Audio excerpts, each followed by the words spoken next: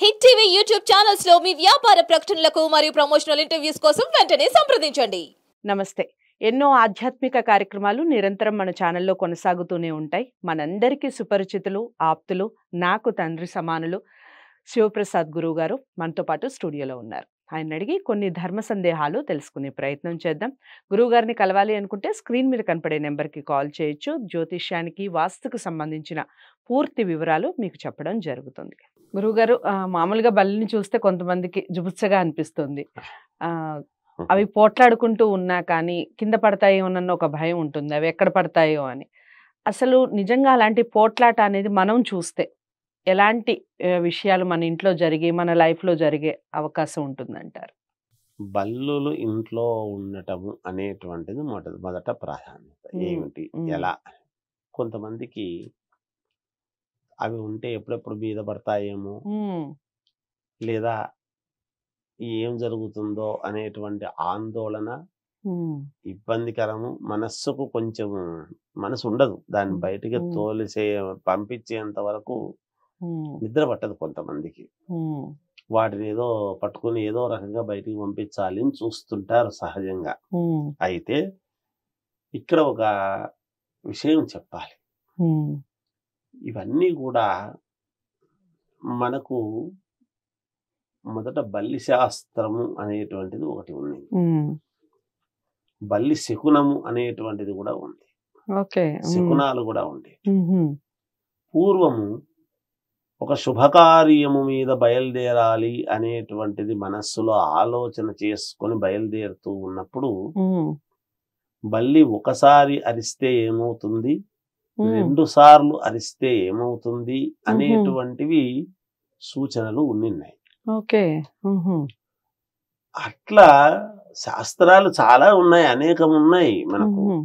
ఇవన్నీ బల్లిని కూడా ఫాలో అవుతారు గురువు గారు మామూలుగా చాలా మంది తల్లి. పూర్వము ఇప్పుడు మనకు తెల్లవారుజామున సమయము గడియారం అనేది ఎప్పుడు వచ్చింది, తర్వాత కదా వచ్చింది. అవునవును, కోడి కూసింది అంటే తెల్లవారుజామైంది అనేటువంటిది తెలిసేది.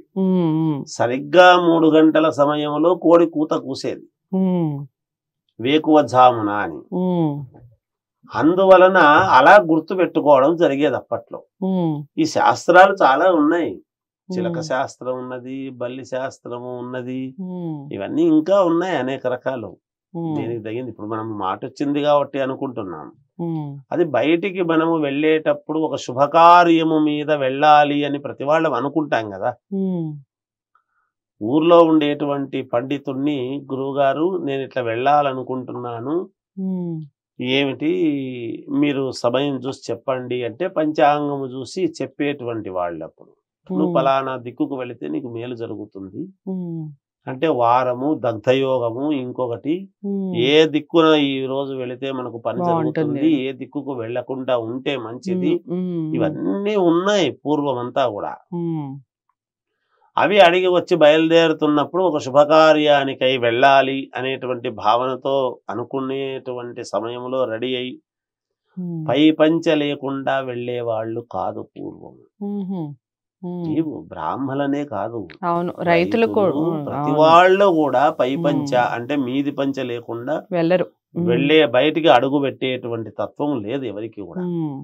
అందుకని పై పంచ తీసుకొని వెళ్ళి బయలుదేరాలి, ఇంకా చెప్పుల్లో కాళ్ళు పెట్టుకుని బయలుదేరతాము అనంగా బల్లి శకునం అనేటువంటివి మామూలుగా అవి అరుపును బట్టి చాలా మంది చిచి బల్లి ఇప్పుడు అరిచింది కాబట్టి వద్దులే అని వెనక్కి ఆగిపోయినవి ఉన్నాయి. ఆ శుభం అని అనుకుని తలుచుకొని బయటికి పోయిన వాళ్లకు విజయం జరిగినవి ఉన్నాయి. ఇవన్నీ జరుగుతాయి, ఉన్నాయి. మామూలుగా మనకు బల్లులు ఇంట్లో ఉంటే అలర్జీ అంటాం, కానీ బల్లులు ఇంట్లో ఉంటే ధన ప్రాప్తి అని కూడా ఉన్నది. ధనము నిరంతరము వస్తూనే ఉంటుంది అని అన్నాడు. అయితే అట్లని బల్లులు ఇంట్లో ఉంటే వస్తుందని ఓ రూమ్ నిండా బల్లు దండి వస్తుంది అనుకుంటే కరెక్ట్ కాదు. అతి సర్వత్ర చేయదు, చెప్తే ఒక రకంగా ఉంటుంది.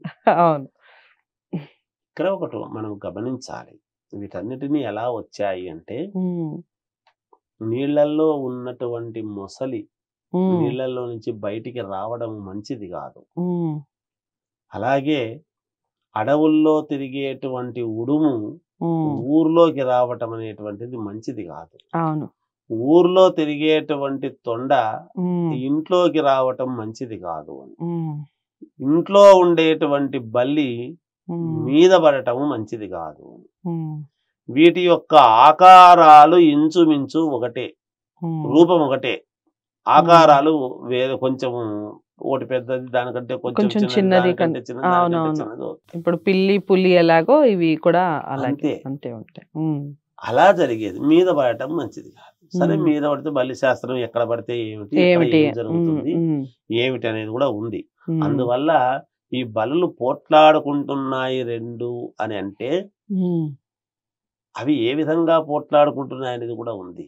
అవి రెండు ఆనందంతో పోట్లాడుకుంటున్నాయా? ఇప్పుడు భార్యాభర్తలు ఇంట్లో సంతోషంగా ఒకరినొకరు అటు ఇటు ఏదో కలయగలుపుగా తిరుగుతున్నారా, లేదా పోట్లాడుకుంటూ తిరుగుతున్నారా అనే దానికి ఎట్లయితే ఉందో అలాగే బల్లులు రెండు పోట్లాడుకుంటున్నాయా, లేదు ఒకదాని మీద ఒకటి ఇలా తల పెట్టి తోక పెట్టి అరుచుకుంటూ ఉన్నాయా అనేటువంటిది ఒక రకమైనటువంటి శకునము.